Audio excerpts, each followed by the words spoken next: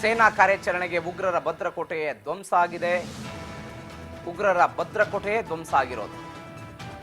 Jaish A Mohammed ಸಂಘಟನೆಯ 3 ಮನೆಗಳು ಛಿದ್ರ ಆಗಿದೆ. 3 ಮನೆಗಳು ಛಿದ್ರ. ಬಹವಲ್ಪುರದಲ್ಲಿದ್ದಂತ ಜೈಷ್ ಎ ಮೊಹಮ್ಮದ್ ಮದರಸ, ಈ ಮದರಸದಲ್ಲಿ ಅವರಿಗೆ ಟ್ರೈನಿಂಗ್ ಸಿಗುತ್ತೆ. ಅವರಿಗೆ ಹೇಗೆ ಹೋರಾಡಬೇಕು ಅನ್ನೋದ್ರ ಬಗ್ಗೆ ಹೇಳ್ಕೊಡ್ತಾರೆ. ಬ್ರೈನ್ ವಾಶ್ ಆಗುತ್ತೆ. ಆಪರೇಷನ್ ಸಿಂಧೂರಕ್ಕೆ ಪಾಕಿಸ್ತಾನ ಗಡಗಡ ಅಂತ ಇದೆ. ಬಿಕಾಸ್ ಕಳೆದ 10-12 ದಿನಗಳಿಂದಲೂ ಕೂಡ ಪಾಕಿಸ್ತಾನ ಅದರ ಬಗ್ಗೆ ಮಾತನಾಡ್ತಾ ಬಂದಿತ್ತು. ವಿಪರೀತವಾದ ನಷ್ಟ. ಯಾರೂ ಊಹಿಸಿಕೊಂಡಿರಲಿಲ್ಲ ಈ ತರನಾದಂತಹ ದಾಳಿಯನ್ನ ಭಾರತ ಮಾಡಬಹುದು ಅಂತ. ಒಂದು ಕಡೆ ಭಾರತದಲ್ಲಿ ಇವತ್ತು ಮಾಕ್ ಡ್ರಿಲ್ ಇದೆ. ಇದರ ನಡುವೆ ಆಗಿರುವಂತಹ ದಾಳಿ 70 ಕಿಲೋಮೀಟರ್ ಒಳಭಾಗ ಹೋಗಿದ್ದಾರೆ. 70 ಕಿಲೋಮೀಟರ್ ಒಳಭಾಗಕ್ಕೆ ಹೋಗಿ ನುಗ್ಗು ಹೊಡೆದು ಬಂದಿದ್ದಾರೆ. ಅತ್ಯಾಧುನಿಕ ಶಸ್ತ್ರಾಸ್ತ್ರಗಳೇ ಇದ್ದಂತಹ ಪ್ರದೇಶಗಳಿವು. ಗುಲ್ಪುರದಲ್ಲಿ 80 ಉಗ್ರರು, ಕೊಟಾಲಿಯಲ್ಲಿ 80 ಉಗ್ರರು, ಚಕ್ಕಮೂರ್, ಬಿಂಬರ್ನಲ್ಲಿ 80ಕ್ಕೂ ಹೆಚ್ಚು ಉಗ್ರರಿದ್ದಂತಹ ಮಾಹಿತಿಗಳು ಸಿಗ್ತಾ ಇದೆ. ಸೇನಾ ಕಾರ್ಯಾಚರಣೆಗೆ ಉಗ್ರರ ಭದ್ರಕೋಟೆಯೇ ಧ್ವಂಸ ಆಗಿರೋದು.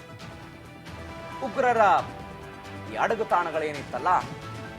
ಅಡಗುತಾಣಗಳೇನಿತ್ತಲ್ಲ ಅವುಗಳನ್ನೇ ಗುರಿಯಾಗಿಸಿಕೊಂಡು ಮಾಡಿರುವಂತಹ ದಾಳಿ. 80, 160, ಅದರಲ್ಲಿ 100ಕ್ಕೂ ಅಧಿಕ ಜನ ಸತ್ತಿದ್ದಾರೆ, ಅನೇಕ ಜನ ಗಾಯಾಳುಗಳಾಗಿದ್ದಾರೆ ಅಂತ. ಜೊತೆಗೆ ವ್ಯಕ್ತಿಗಳ ಮಾತ್ರ ಸತ್ತಿರೋದಿಲ್ಲ, ಅವರು ಸ್ಟಾಕ್ ಮಾಡಿದಂತಹ ವೆಫನ್ಗಳು ಸಿದ್ಧತೆ ಇರುತ್ತಲ್ಲ ಅವರದ್ದೊಂದು.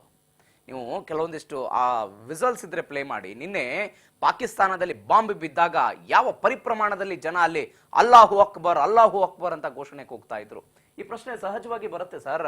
ಪಕ್ಕದ ರಾಷ್ಟ್ರ ಯಾವುದೋ ಒಂದು ಭಯೋತ್ಪಾದಕ ಸಂಘಟನೆಯ ಮೇಲೆ ಬಾಂಬ್ಗಳನ್ನ ಹಾಕಿ ಅವುಗಳನ್ನ ನೆಲಸಮ ಮಾಡೋದಕ್ಕೆ ಹೋದ್ರೆ ಅಲ್ಲಿದ್ದಂತ ನಾಗರಿಕರ ಅಲ್ಲಾಹು ಅಕ್ಬರ್ ಅನ್ನೋದ? ಇಲ್ಲ, ಅದು ಏನಾಗಿದೆ, ಅವರು ಪಾಕಿಸ್ತಾನ ಭಯೋತ್ಪಾದಕ ನೆಲೆಗಳ ಮೇಲೆ ದಾಳಿ ಮಾಡ್ತಾ ಇದ್ದಾರೆ ಅನ್ನೋದು ಅವ್ರ ಪಾಪ ಸಾಮಾನ್ಯ ನಾಗರಿಕರಿಗೆ ಎಲ್ಲಿ ಗೊತ್ತಿರುತ್ತೆ. ಎಲ್ಲೋ ಅಲ್ಲೇನು ಭ್ರಮೆ ಹುಟ್ಟಿಸ್ಬಿಟ್ಟಿದ್ದಾರೆ ಅಂತಂದ್ರೆ, ಪಾಕಿಸ್ತಾನದಲ್ಲಿ ನಾವು ನಮಗೇನಾದ್ರೂ ಭಾರತ ದಾಳಿ ಮಾಡಿದ್ರೆ ನಾವು ಭಾರತವನ್ನ ಸರ್ವನಾಶ ಮಾಡ್ತೀವಿ ಅಂತ ಹೇಳಿ ಅಲ್ಲಿನ ರಾಜಕಾರಣಿಗಳು ಮಾಮೂಲಿ ದಾಟಿಯಲ್ಲಿ ಭಾಷಣವನ್ನ ಮಾಡಿರ್ತಾರೆ. ಈ ಸಂದರ್ಭದಲ್ಲಿ ಏನಾಗುತ್ತೆ, ದಾಳಿ ಮಾಡಿದಂತ ಸಂದರ್ಭದಲ್ಲಿ ಅವ್ರಿಗೆ ಬೆಂಕಿ ಉಂಡೆ ಉಳಿತಾ ಇರುತ್ತೆ. ಅವ್ರಿಗೆ ಏನ್ ಮಾಡ್ಬೇಕು ಅಂತ ಗೊತ್ತಿಲ್ಲ. ಅದು ಭಯೋತ್ಪಾದಕ ನೆಲೆಗಳ ಮೇಲೆ ಬಿದ್ದಿತ್ತು. ಪಾಪ ನಾಗರಿಕರಿಗೆ ಏನ್ ಗೊತ್ತಿಲ್ಲ, ಸಾಮಾನ್ಯ ನಾಗರಿಕರಿಗೆ. ಅದಕ್ಕೋಸ್ಕರ ದೇವರೇ ಕಾಪಾಡು ಅನ್ನೋದ್ರಲ್ಲಿ ಏನ್ ತಪ್ಪಿಲ್ಲ. ಅಲ್ಲವೋ ಅಕ್ಬರ್ ಅಂದ್ರೆ ದೇವರೇ ಕಾಪಾಡು ಅಂತ ಹೇಳ್ತಾರೆ. ಅದ್ರಲ್ಲಿ ಏನ್ ತಪ್ಪಿಲ್ಲ. ಅಂದ್ರೆ ಅವರು ದೇವರೇ ಇದೇನಪ್ಪ ಇದು ಕಾಪಾಡು ಅಂತ ನಾವು ಉದ್ಗಾರ ಮಾಡ್ತೀವಿ, ಏನಪ್ಪಾ ಇದು ಅಂತ ಹೇಳಿ. ನಾಗರಿಕರದಲ್ಲಿ ಏನ್ ತಪ್ಪಿಲ್ಲ. ಆದ್ರೆ ಭಯೋತ್ಪಾದಕರನ್ನ ನಡೆದುಕೊಳ್ಳುವಂತ ರೀತಿ ಬಗ್ಗೆ ಪಾಕಿಸ್ತಾನ ದೇಶವಾಗಿ ನಡ್ಕೊಳ್ತಾ ಇರೋದು ಸೇನೆ. ಅಲ್ಲಿನ ಸೇನೆ ಇದೆಯಲ್ಲ, ಆ ಸೇನೆ ಮತಾಂಧ ಶಕ್ತಿಗಳಿಗೆ ಅಲ್ಲಿ ಬೆಂಬಲವನ್ನ ಕೊಡ್ತಾ ಹೋಗ್ತಾ ಇದೆ. ಸೇನೆಗೆ ಬರ್ತಕ್ಕಂತ ಬಜೆಟ್ ಅಲ್ಲಿ ಅರ್ಧ ಭಾಗ ಭಯೋತ್ಪಾದಕ ತರಬೇತಿಗಳಿಗೆ ಕೊಡ್ತಾ ಇದೆ. ಅಂದ್ರೆ ಯಾರು ತನ್ನ ಶತ್ರು ರಾಷ್ಟ್ರಗಳ ವಿರುದ್ಧ ಎತ್ತಿ ಕಟ್ಟುವ ಕೆಲಸಕ್ಕೆ ಈ ಭಯೋತ್ಪಾದಕರನ್ನ ಬಳಕೆ ಮಾಡ್ಕೊಳ್ತಾ ಇದೆ. ಅಲ್ಲಿನ ಸೇನೆಗೆ ನೇರವಾಗಿ ಯುದ್ಧ ಮಾಡಿ ತನ್ನ ಶತ್ರು ರಾಷ್ಟ್ರವನ್ನು ಗೆಲ್ಲತಕ್ಕಂಥ ತಾಕತ್ತು ಅದಕ್ಕಿಲ್ಲ. ಈ ಕಾರಣಕ್ಕಾಗಿ ಪರೋಕ್ಷವಾಗಿ ಭಯೋತ್ಪಾದಕರನ್ನ ತರಬೇತಿ ಕೊಟ್ಟು ಅವರನ್ನ ಎತ್ತು ಕಟ್ಟುವ ಮೂಲಕ ಪಕ್ಕದ ರಾಷ್ಟ್ರಗಳಿಗೆ ಉಪಟಳವನ್ನ ಕೊಡ್ತಕ್ಕಂಥ ಕೆಲಸವನ್ನ ಮಾಡ್ತಾನೆ ಬರ್ತಾ ಇದೆ. ಅಲ್ಲಿ ದೇಶದ ಆರ್ಥಿಕವಾಗಿ ಕುಗ್ಬೇಕು, ಅರಾಜಕತೆ ಸೃಷ್ಟಿಸಬೇಕು, ಈ ರೀತಿಯ ತಂತ್ರಗಾರಿಕೆಯನ್ನ ಮಾಡ್ತಾನೆ ಇರ್ತಾರೆ. ಆದ್ರೆ ಅವರ ಯಾವ ತಂತ್ರಗಾರಿಕೆಯೂ ಭಾರತದಲ್ಲಿ ನಡೆದಿಲ್ಲ. ಅದು ಆಫ್ಘಾನಿಸ್ತಾನದಲ್ಲಿ ನಡೀತು, ಬಾಂಗ್ಲಾದೇಶದಲ್ಲಿ ನಡೀತು, ಅದೆಲ್ಲ ನಡೀತು. ಆದ್ರೆ ಅಲ್ಲೆಲ್ಲ ಏನಾಯ್ತು, ಅಲ್ಲೇ ಬೇರೆ ರೀತಿಯ ರಾಜಕಾರಣ, ಅಲ್ಲಿಯ ಬೇರೆ. ನಮ್ಮಲ್ಲಿ ಸ್ಥಿರವಾದಂತಹ ರಾಜಕಾರಣ ಇದೆ, ನಮ್ಮಲ್ಲಿ ಸ್ಥಿರ ಸರ್ಕಾರಗಳು ಆಡಳಿತ ನಡೆಸ್ತವೆ. ಇಲ್ಲಿ ಯಾವಾಗ ಸ್ಥಿರ ಸರ್ಕಾರಗಳು ಆಡಳಿತ ನಡೆಸ್ತವೋ ಅಂತ ಸಂದರ್ಭದಲ್ಲಿ ದೇಶದ ಭದ್ರತೆ ಯಾವತ್ತೂ ಸಹ ಅಭದ್ರವಾಗಿರಲ್ಲ, ಭದ್ರವಾಗೇ ಇರುತ್ತೆ. ಈ ಕಾರಣಕ್ಕಾಗಿ ಅಲ್ಲಿ ಪಾಕಿಸ್ತಾನದಲ್ಲಿ ಇವಾಗೂ ಸಹ ಅಭದ್ರತೆನೆ. ಅಲ್ಲಿನ ಸೈನಿಕರು ಸೇನಾಧಿಕಾರಿಗಳ ವಿರುದ್ಧವೇ ಬಂಡಾಯ ಹೇಳ್ತಾ ಇರೋದನ್ನ ನಾವು ಕೇಳ್ತಾ ಇದ್ದೀವಿ ಈಗಾಗಲೇ.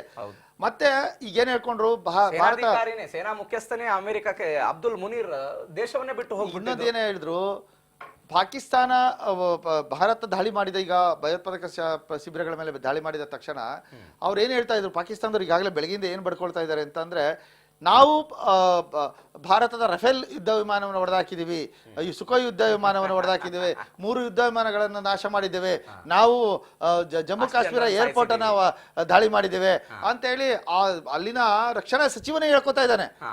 ಆದ್ರೆ ಅಧಿಕೃತವಾಗಿ ಅಲ್ಲಿನ PR ಸಂಘಟನೆ ಹೇಳಿರೋ ಪ್ರಕಾರ ಭಾರತದ ಯುದ್ಧ ವಿಮಾನಗಳು ಪಾಕಿಸ್ತಾನದೊಳಗಡೆ ಬಂದೇ ಇಲ್ಲ, ಆದ್ರೆ ಅವರು LOC ಯಲ್ಲಿ ನಿಂತು ನಮ್ಮ ಮೇಲೆ ದಾಳಿ ಮಾಡಿದ್ದಾರೆ ಅಂತ ಹೇಳಿ ಸ್ಪಷ್ಟಪಡಿಸಿದ್ದಾರೆ. ಆದ್ರೆ ಯಾರು ಸತ್ತಿದ್ದಾರೆ, ಎಷ್ಟು ಜನ ಸತ್ತಿದ್ದಾರೆ ಅಂತ ಅವರು ಸ್ಪಷ್ಟವಾಗಿ ಮಾಹಿತಿಯನ್ನ ಕೊಟ್ಟಿಲ್ಲ. ಅಂದ್ರೆ ಅವರು ಹೇಳಿದ ವಿಚಾರಗಳು ಏನಂತ ಅಂದ್ರೆ ಅಲ್ಲಿನ ಜನರಿಗೂ ಅವರು ಸಮರ್ಥನೆ ಕೊಡ್ಬೇಕಲ್ಲ, ಆ ಕಾರಣಕ್ಕಾಗಿ. ಆದ್ರೆ ನಮ್ಮ ನಿಜವಾದ ಪರಿಸ್ಥಿತಿ ಏನಿದೆ ಅಂತಂದ್ರೆ ನಮ್ಮ ದೇಶದ ಸೇನೆ ವಿಚಾರದಲ್ಲಿ ನಾವು ಯಾವತ್ತೂ ಪಾರದರ್ಶಕವಾಗಿರ್ತೇವೆ, ಯಾವತ್ತೂ ಸುಳ್ಳನ್ನ ಹೇಳೋದಿಲ್ಲ. ನಮ್ಮ ದೇಶದ ಏನಾದ್ರು ವಿಂಗ್ ಕಮಾಂಡರ್ ಯಾರೋ ಸತ್ತಿದ್ರೆ ನಮ್ಮಲ್ಲಿ ಸತ್ತಿದ್ದಾರೆ ಸರಿ, ಯಾಕಂದ್ರೆ ನಾವು ಹುತಾತ್ಮರಿಗೆ ಗೌರವವನ್ನು ಕೊಡ್ತೇವೆ. ಗೌರವ ಕೊಡುವ ಉದ್ದೇಶದಿಂದ ಹುತಾತ್ಮರಿಗೆ ನಾವು ಆತರ ಸುಳ್ಳನ್ನ ಹೇಳಿ ಏನು ಪ್ರಯೋಜನ ಇರಲ್ಲ. ಆದ್ರೆ ಅವ್ರೇನ್ ಮಾಡ್ತಾರೆ, ಯಾವ ಸೈನಿಕ ಸತ್ರೇನು, ಯಾವ ಹೆಂಡತಿ ಮಗ ಸತ್ರೇನು, ನನಗೆ ಹಣ, ನನ್ನ ಭ್ರಷ್ಟಾಚಾರವೇ ಮುಖ್ಯ ಅಂತಕ್ಕಂಥ ಜನ ಅಲ್ಲಿ ಇರ್ತಕ್ಕಂಥವ್ರು. ಹೀಗಾಗಿ ಅಲ್ಲಿ ಸುಳ್ಳು ಸಂದೇಶಗಳನ್ನ ರವಾನೆ ಮಾಡ್ತಾರೆ ಅಲ್ಲಿನ ಪ್ರಜೆಗಳಿಗೆ. ಪಾಪ ಅಲ್ಲಿನ ಪ್ರಜೆಗಳು ಅವ್ರಿಗೇನು ಗೊತ್ತಿರುತ್ತೆ, ಅದಕ್ಕೋಸ್ಕರ ಅವರು ಭಾರತದ ಮೇಲೆ ವಿರೋಧವಾಗಿ ವರ್ತನೆಯನ್ನ ಮಾಡ್ತಾ ಇರ್ತಾರೆ. ನನಗೆ ಇತ್ತೀಚೆಗೆ ಸರ್, ನೀವು ಒಗ್ಗಟ್ಟಿನ ಬಗ್ಗೆ ಮಾತನಾಡ್ತಾ ಇದ್ರಿ ಭಾರತದ್ದು. ಈ ಪಹಲ್ಗಾಮ್ ಘಟನೆ ಆದ್ಮೇಲೆ ಸುಪ್ರೀಂ ಕೋರ್ಟ್ ನಲ್ಲಿ ಒಂದು ಅರ್ಜಿ ದಾಖಲಾಗುತ್ತೆ ಸರ್. ಪಹಲ್ಗಾಮ್ ಘಟನೆಗೆ ಈ ಭದ್ರತಾ ವೈಫಲ್ಯ ಕಾರಣ, ಇದ್ರ ಬಗ್ಗೆ ನೀವು ವಿಚಾರಣೆ ಮಾಡಬೇಕು ತುರ್ತಾಗಿ ಅಂತ ಒಂದು ಅರ್ಜಿ ಹೋಗುತ್ತೆ. ಸುಪ್ರೀಂ ಕೋರ್ಟ್ ವಜಾ ಮಾಡುತ್ತೆ ಸರ್ ಅದನ್ನ. ದೇಶದ ಭದ್ರತೆ ವಿಚಾರದಲ್ಲಿ ಹೀಗೆಲ್ಲ ವಿಚಾರಣೆ ಮಾಡೋದಕ್ಕೆ ಸಾಧ್ಯ ಇಲ್ಲ, ಈ ಸಂದರ್ಭದಲ್ಲಿ ನಾವೆಲ್ಲರೂ ಒಗ್ಗಟ್ಟಾಗಿ ನಿಲ್ಬೇಕು ಅಂತ ಸುಪ್ರೀಂ ಕೋರ್ಟ್ ಹೇಳ್ತು. ಹೌದು, ಸುಪ್ರೀಂ ಕೋರ್ಟ್ ಹೇಳೋದ್ರಿಂದ ಅವನು ಬಾಯಿ ಮುಚ್ಕೊಂಡಲ್ಲ. ಅಂದ್ರೆ ಇನ್ನೊಂದು ಉತ್ತರ ಯಾಕೆ ಇವತ್ತು ಈ ದೃಶ್ಯಗಳನ್ನ ಬಿಡುಗಡೆ ಮಾಡಿದ್ರೆ ನೋಡಿ, ಸ್ಕಾಲ್ಪ್ ಮಿಸೈಲ್ ಹೊಡೆಯುವಾಗ ಸ್ಕಾಲ್ಪ್ ಮಿಸೈಲ್ ಅಲ್ಲಿ ಅದು ಹೋಗಿ ಸ್ಫೋಟ ಆಗುವವರೆಗೂ ಸಹ ಅದ್ರಲ್ಲಿರ್ತಕ್ಕಂಥ ಕ್ಯಾಮ್ರಾ ಮತ್ತೆ GPS ಸಿಸ್ಟಮ್ ದೃಶ್ಯಗಳನ್ನ ರವಾನಿಸ್ತಾ ಇರುತ್ತೆ. ಎಲ್ಲಿ ಹೋಗ್ತಾ ಇದೀನಿ, ಹೇಗೆ ಹೋಗ್ತಾ ಇದೀನಿ, ಎಲ್ಲಿ ನಿಖರ ಗುರಿ ಹೇಗೆ ದಾಳಿ ಆಗುತ್ತೆ ಅನ್ನೋದನ್ನ ಆ ದೃಶ್ಯಗಳು ರವಾನೆ ಆಗ್ತಾ ಇರ್ತವೆ. ಎಲ್ಲಿ ನಮ್ಮ ಸೆಂಟ್ರಲ್ಗೆ ಯಾವ ಕ್ಯಾಮ್ರಾ ಇದನ್ನ ನಾವು ದೃಶ್ಯಗಳನ್ನ ಸೆರೆ ಹಿಡಿತೀವಿ ಅಲ್ಲಿಗೆ ಬರ್ತಾ ಇರುತ್ತೆ ಮಾಹಿತಿ.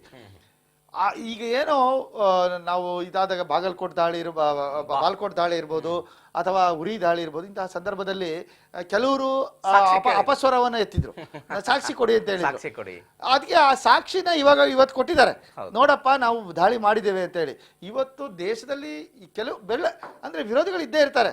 ಈಗ ಒಂದು ಸರ್ವಾಧಿಕಾರವನ್ನು ನಾವು ಕೊಡಕ್ಕಾಗೋದಿಲ್ಲ, ಇದು ನಮ್ದು ಪ್ರಜಾಪ್ರಭುತ್ವ ವ್ಯವಸ್ಥೆ, ಪರ ವಿರೋಧ ಚರ್ಚೆಗಳು ನಡೀಲೇಬೇಕಾಗುತ್ತೆ.